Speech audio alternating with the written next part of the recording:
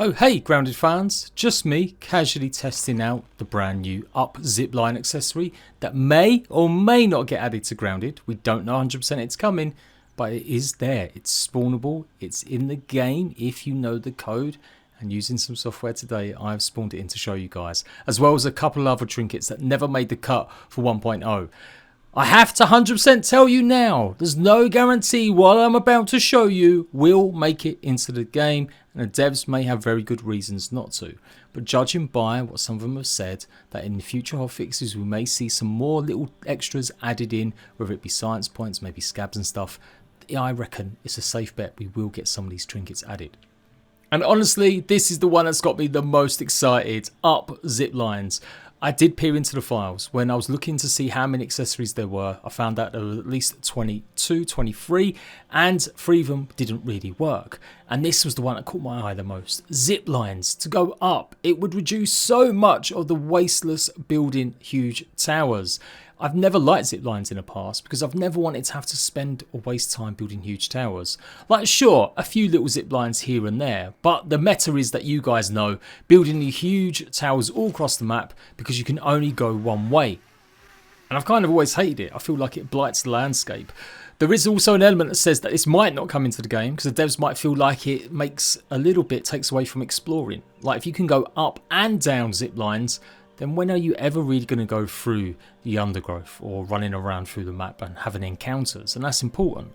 But again, it's depending on where they put it in as a game item. I feel like old school players that have played hundreds, thousands maybe hours of Grounded, they'll appreciate this quality of life tool. And again, I think anything's better than building huge massive towers that only really serve one purpose. So leave a like, make sure you subscribe for the best in Grounded guides, news, and lots of stuff that may or may not come into the game in the future. But yeah, it's great. Obviously it needs work. Maybe that's why it didn't make it to 1.0 as well. It hasn't got an animation for turning around, and you know, obviously that needs a bit of work as well. And obviously, just like ZIPLINEs, if you've not got it on a steep enough incline, it does take its time to get up. But it'd be so cool to have this feature, to put these in places and not just have big huge towers everywhere. Of course, it is accessory, so it's going to be one of them ones I'm guessing that will be just put somewhere around the map, and it's up to us to get it. My top bet, I would say, could be somewhere like this, the science outpost that doesn't seem to have a fit for anything else in the game. Like, I did ask, and they said, well, we just needed one to cover that area, but it feels a bit out of place. All the other science outposts are relatively easy to find. Albeit, I think there's one under a cave, maybe.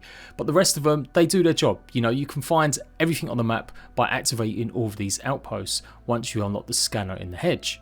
But this one up here just seems a bit, I don't know, a bit extra, like having a huge parkour challenge, getting on top of the wheelbarrow, or building up like I've done earlier to get up here. And there was nothing here. There's no extra resources, there's no notes, it's just literally that science outpost. So this could be a good spot for the hedge one maybe, or actually in the hedge itself. We've got the little place that we used to have the laboratory.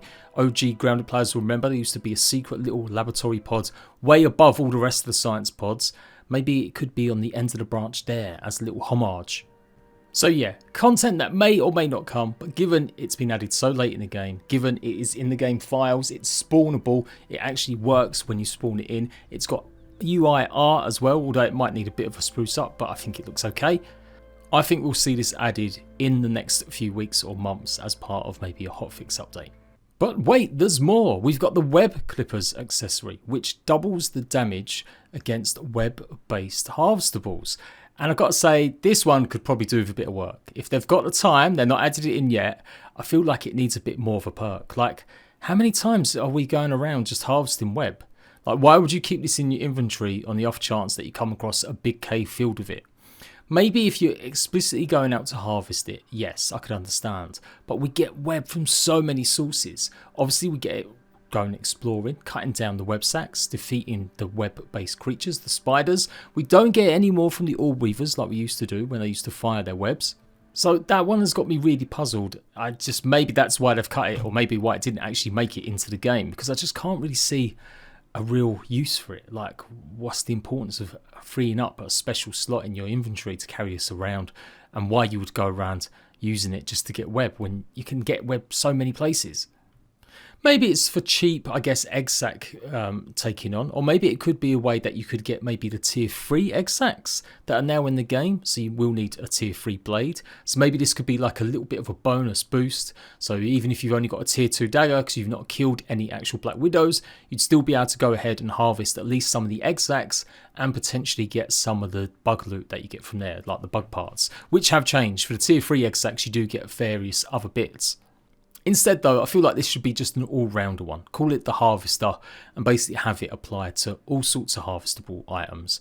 Make it so that we can chop berries with one hit. We can chop almost everything in just one hit. That things like splinters, I guess. You get the idea. Otherwise, I just can't see the use for it. But you guys let me know. If you think there is a use for it, do let me know. I've gone through all the items and thinking about, you know, how much of it we do need for stuff. Maybe that's the point. We need it more than I think, really. But nah, it just feels a bit weak compared to the other. And the last one to talk about is Shield Solidifier, which is going to give you more blocking damage with shields. And by the looks of things, gives you a lot more durability on them as well. This one's cool. If this gets added into the game, I'll be a happy bunny. I literally cursed last night as my shield broke after only spending like half a minute inside the termite hill after fully repairing it. It was only a level 2, but I was like just left stumped without it after taking on 5 or 6 of the termites. It nearly broke then. It does definitely soak up a lot more hits for your shield or for your shield bar using it. So absolutely good one. Again, where could they put this one? Who knows? Like, there's a million places. It does obviously have the icon of berry plates, like used to the grub plates. So again, a bit of a throwback, maybe nods to us having to make all the berry plates in the past. Maybe it will be about digging up berry grubs. It would give you the one, like a random drop chance. So just like the lava spikes and stuff. So interesting one for sure. And I like this. More of that, please. I think the accessories are some of the best things in 1.0. They really add and give us another chance to customize a build and change things up. Some of them do seem a little bit too OP, some of them do seem a little bit underwhelming, but that's good. You've got a good balance, and it's about the progress for mostly new players going through it, chancing upon these. We're not meant to go out and search all 20 of these in one afternoon, hence why some of them are drop chances with only 1% drop chance.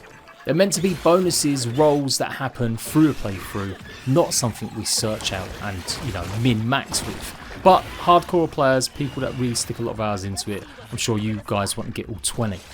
So go and check out the guide I've already done. And yes, if we get any word on these ever being added to the game officially, I will let you guys know, of course. And I hope they do even more trinkets in the future, accessories and charms.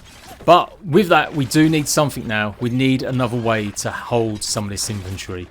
Carrying 2 or 3 charms with you on the off chance you might need them, we need something. An accessories bag, an accessories quiver, I don't know, just something that we can have extra inventory space. Please, devs, please. And that's it. I'll be back for more grounded content very soon. Bye-bye.